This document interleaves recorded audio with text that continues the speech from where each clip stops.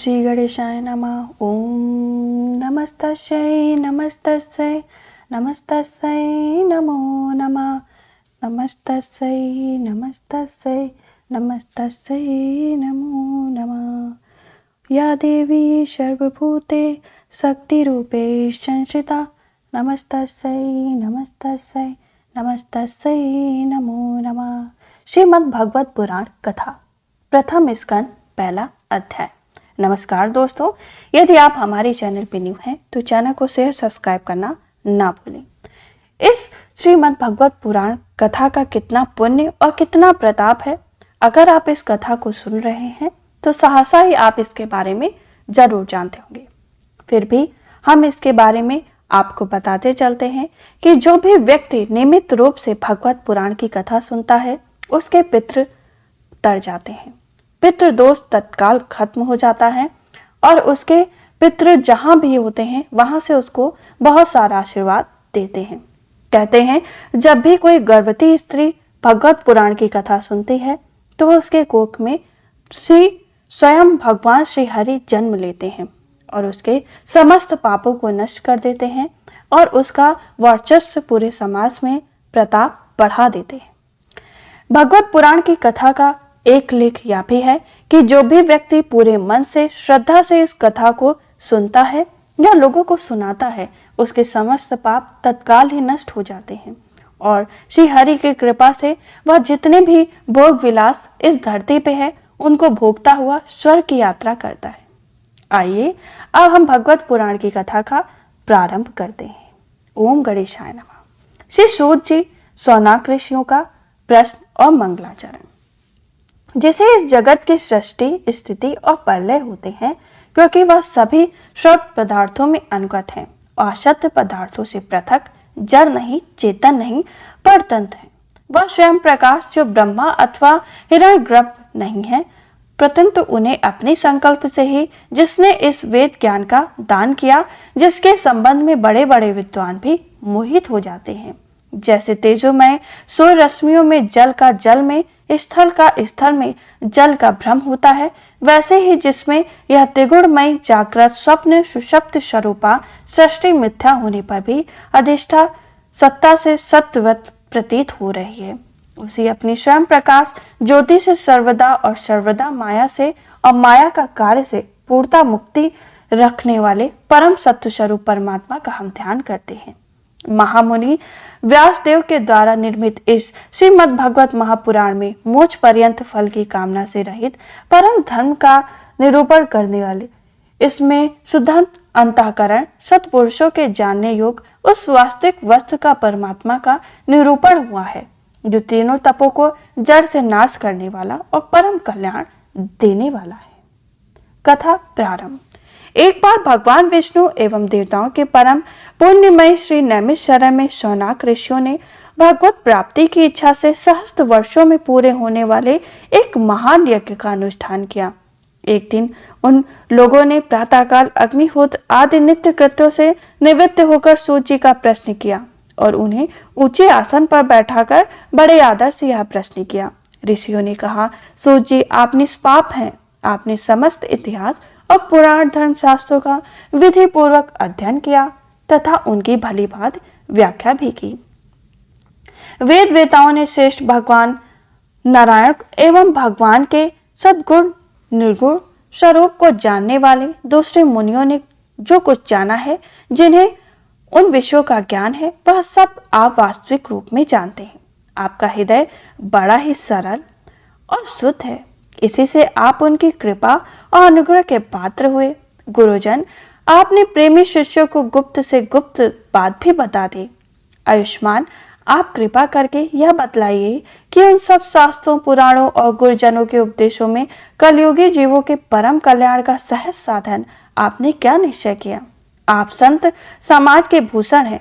इस कलयुग में प्रायः लोगों की आयु कम हो गई है। साधन आदि करने वाले लोगों की रुचि और प्रवृत्ति भी नहीं। लोग आलसी हो गए, उनका भाग्य तो मंद ही समझिए। इसके साथ ही वे नाना प्रकार की विघ्न बाधाओं से घिरे हुए भी रहते हैं। शास्त्र भी बहुत से हैं, परंतु उनमें से एक निश्चित साधन का नहीं। अनेक प्रकार से कर्मों का वर्णन, साथ ही वे इतने बड़े हैं कि उनका एक अंश सुनना भी कठिन है। आप परोपकारी हैं, अपनी बुद्धि से उनका सार निकालकर प्राणियों के परम कल्याण के लिए हम श्रद्धालुओं को सुनाइए, जिससे हमारे अंतःकरण की शुद्धि प्राप्त हो जाए। प्यारे सूत जी, आपका कल्याण हो। आप तो जानते ही हैं कि यदुवंशियों के रक्षक भक्त वत्सल भगवान श्री कृष्ण वासुदेव की धर्म पत्नी देव के गर्भ से क्या करने की इच्छा से अवतरित हुए थे। हम उससे सुनना चाहते हैं। आप कृपा करके हमारे लिए उसका वर्णन कीजिए, क्योंकि भगवान का अवतार जीवों के परम कल्याण और उनकी भगवत प्रेममयी समृद्धि के लिए होता है। यह जीव जन्म मृत्यु के घोर चक्र में पड़ा हुआ है।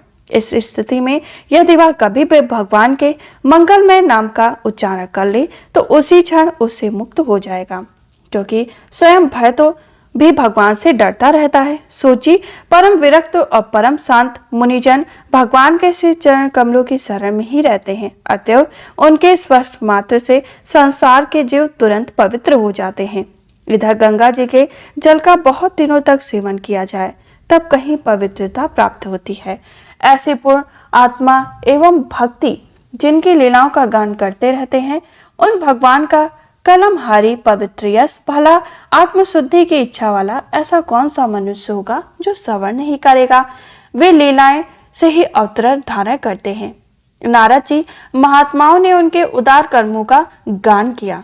हम श्रद्धालुओं के प्रति आप उनका वर्णन कीजिए। बुद्धिमान सूत जी, सर्व सामर्थ्य प्रभु अपनी योग माया से स्वच्छंद लीला करते हैं। आप उन श्री हरि मंगलमय अवतार कथाओं का अब वर्णन कीजिए। श्री व्यास जी कहते हैं, सौनक आदि ब्रह्मवादी ऋषियों के प्रश्न सुनकर रोमहर्षण के पुत्र उग्रश्रवा को बड़ा ही आनंद हुआ। उन्होंने ऋषियों के इस मंगलमय प्रश्न का अभिनंदन करते हुए कहना आरंभ किया। सूत जी ने कहा, जिस समय शुकदेव जी का यज्ञोपवीत संस्कार भी नहीं हुआ था, सूत्रालौकिक वैदिक कर्मों के अनुष्ठान का अवसर भी नहीं आया था, उन्हें अकेले ही संन्यास लेने के उद्देश्य से जाते देखकर उनके पिता व्यास जी विरह से कतर होकर पुकारने लगे, बेटा बेटा। उस समय तन्मय होने के कारण श्री शुकदेव जी की ओर से वृक्षों ने उत्तर दिया, ऐसे सबके हृदय में विराजमान श्री शुकदेव मुनि को मैं नमस्कार करता हूँ। यह श्रीमद् भगवत अत्यंत गोपनीय रहस्यमय पुराण है। यह भगवत स्वरूप का अनुभव कराने वाला और समस्त वेदों का सार है। संसार में फंसे हुए जो लोग इस घोर अज्ञानकार को पार कर जाते हैं, उनके लिए आध्यात्मिक तत्वों को प्रकाशित करने वाला यह एक अद्वितीय दीपक है। वास्तव में उन्हीं पर करुणा करके बड़े बड़े मुनियों के आश्चर्य श्री शुकदेव ने इसका वर्णन किया। मैं उनकी शरण ग्रहण करता हूँ। मुनि सर्वश्रेष्ठ भगवान के अवतार नर नारायण ऋषियों को, सरस्वती देवी और श्री व्यास जी को नमस्कार करके तब संसार और अंतःकरण के समस्त विकारों पर विजय प्राप्त करने वाले इस श्रीमद् भगवत महापुराण का पाठ करना चाहिए। ऋषियों, आपने संपूर्ण विश्व के कल्याण के लिए बहुत सुंदर प्रश्न किया, क्योंकि यह प्रश्न श्री कृष्ण के संबंध में है और इससे भली भांति आत्मशुद्धि हो जाती है। मनुष्य के लिए सर्वश्रेष्ठ धर्म वही है जिससे भगवान श्री कृष्ण में भक्ति हो, भक्ति भी ऐसी जिसमें किसी प्रकार की कामना ना हो और जो नित्य निरंतर बनी रहे। ऐसी भक्ति से हृदय आनंद स्वरूप परमात्मा की उपलब्धि करके कृतकृत हो जाता है। भगवान श्री कृष्ण में भक्ति होते ही आनंद प्रेम से उनमें चित्त जोड़ते हुए निष्काम ज्ञान और वैराग्य का आविर्भाव हो जाता है। धर्म का ठीक ठाक अनुष्ठान करने पर यदि मनुष्य के हृदय में भगवान की लीलाओं कथाओं के प्रति अनुराग उदय ना हो तो वह निरा श्रम ही श्रम है।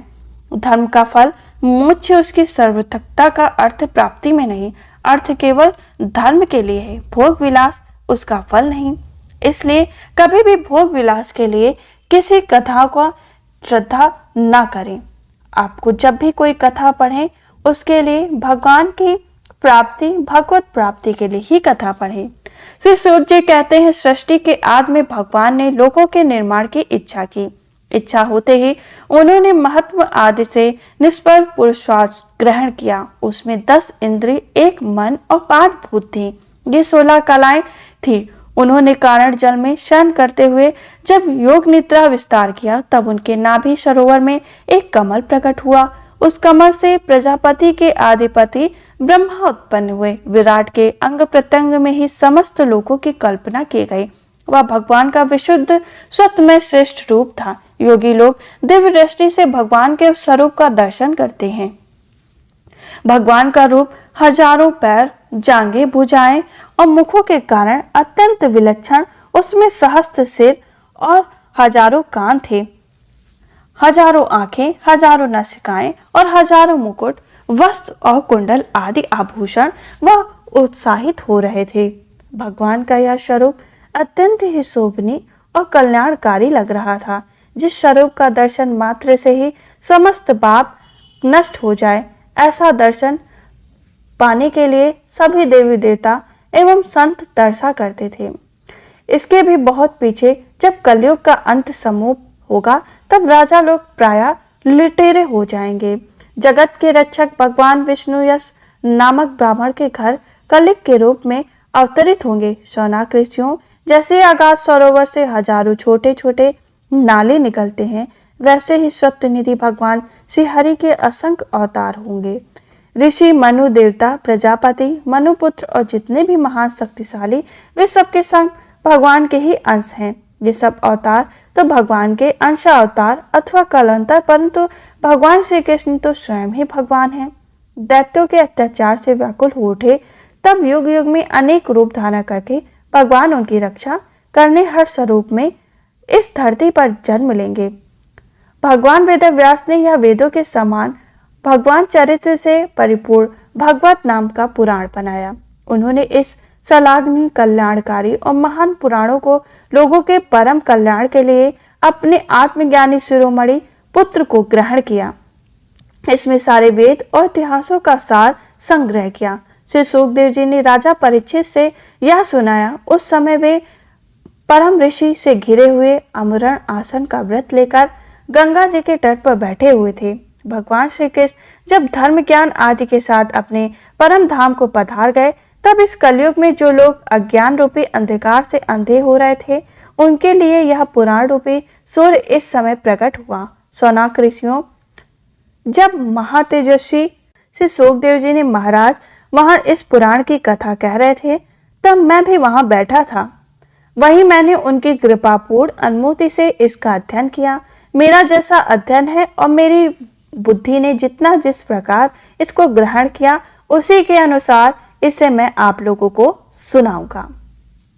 इसी के संग हमारी कथा का प्रथम, दूसरा, तीसरा अध्याय संपन्न हुआ। अब हम आपको मिलेंगे चौथे अध्याय के संग। तब तक के लिए जय श्री हरि के जय श्री हरि विष्णु लिखना ना भूलें। राधे राधे।